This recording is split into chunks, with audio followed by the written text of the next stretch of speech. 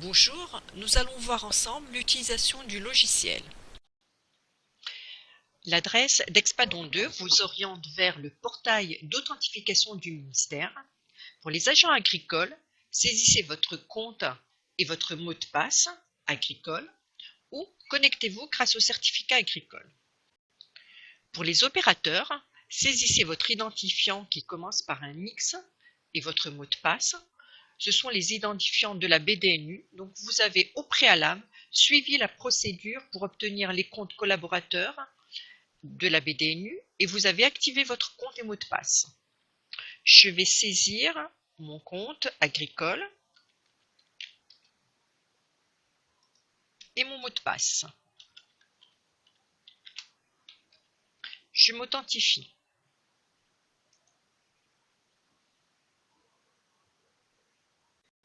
Pour être habilité à Expadon 2, votre administrateur local ou administrateur France vous a octroyé au préalable des rôles en fonction de votre profil. Dans cet exemple, mon rôle est opérateur demandeur. La partie droite de votre écran comprend un certain nombre d'informations, le nom d'utilisateur suivi de son rôle, mon compte, qui est un raccourci vers les préférences, les informations personnelles, l'aide en ligne. L'aide en ligne contiendra le guide utilisateur. Nous avons également un bouton qui contient les notifications avec leur nom. Les notifications sont essentiellement les impressions que vous aurez fait via l'application Expadon 2. Et enfin, le bouton déconnexion. Vous avez ici le fil d'Ariane qui vous indique le cheminement dans les pages du site. Nous allons commencer la présentation par le module référentiel. Le référentiel contient toutes les informations nécessaires à la constitution de votre demande d'agrément. Les informations couple pays produit. Alors, tous les écrans sont constitués de la même manière.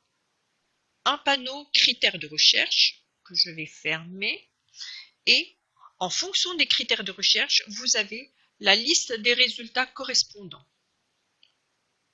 Donc, pour rechercher un couple pays-produit, vous avez un certain nombre de critères qui sont critères sur la marchandise, critères sur le pays ou critères sur le produit. Nous allons prendre deux exemples pour cette présentation. Critères sur la marchandise, puis critères sur le pays. Alors, sur la marchandise, le guide marchandise me permet d'aller rechercher la marchandise voulue. Donc, le nom de la marchandise qui contient produits laitiers. Je fais rechercher. Et la liste des résultats me donne l'ensemble des marchandises qui contiennent ce mot en début ou dans le nom de la marchandise. Je recherche donc lait et produits laitiers. Je valide ma sélection. Donc nous avons recherché la marchandise lait, produits laitiers et nous recherchons donc tous les pays qui ont cette marchandise-là. Je fais rechercher.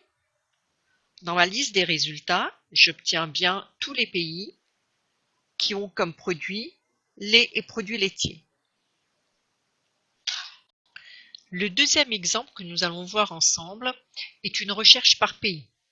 Exemple, je saisis le code ISO de la Chine, CN. Chine. Si nous ne connaissons pas les codes ISO, nous pouvons les rechercher par le guide pays. Je fais rechercher et là j'obtiens pour la Chine les produits associés. Donc si je déplie les positions, j'ai toute l'arborescence des couples pays-produits qui auront été saisis préalablement par France Agrimaire ou par la DGAL et pour lesquels je peux faire une demande d'agrément pour ce couple pays-produit. Nous allons prendre comme exemple lait, Chine, les produits laitiers. Et nous allons consulter donc ce référentiel. 4 onglets constituent ce référentiel. Premier onglet, données principales. Comme son nom l'indique, ce sont des informations générales concernant ce couple pays-produit.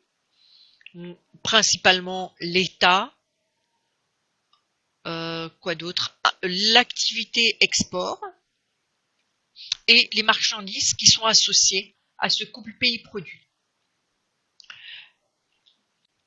Deuxième onglet, ce sont les données spécifiques que le pays tiers nous demande. Donc c'est en fonction du couple pays-produit. Ici pour la Chine, c'est l'espèce. Si je clique, je vois qu'il faudrait préciser l'espèce productrice et il faudra choisir entre bovin, buffle ou ovin quand on fera une demande d'agrément. Troisième onglet, conditions d'export. Conditions d'export contient l'ensemble des documents nécessaires pour constituer la demande d'agrément.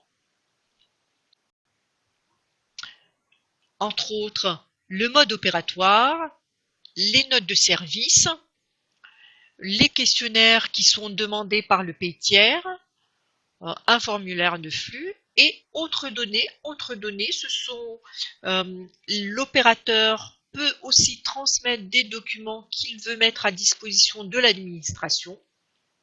Pour chacune des pièces, nous avons l'information télétransmission exigée, à oui ou à non. Donc là, en l'occurrence, les questionnaires, l'administration attend qu'il y ait une télétransmission. En revanche, pour tout ce qui est mode opératoire et notes de service, bien entendu, comme ils sont uniquement consultables, donc la télétransmission est à non. Ces pièces sont aussi peuvent être signées électroniquement. Donc, par exemple, pour le questionnaire, dans ce cas-là, le questionnaire lait doit être signé électroniquement. Nous avons aussi comme information si c'est renouvelable, donc avec une date de début et de fin. Ici, en l'occurrence, c'est renouvelable tous les ans. Et enfin, le dernier onglet, paramétrage de la liste. Ce sont toutes les informations que le pays tiers souhaite avoir dans la liste qui sera transmise au pays.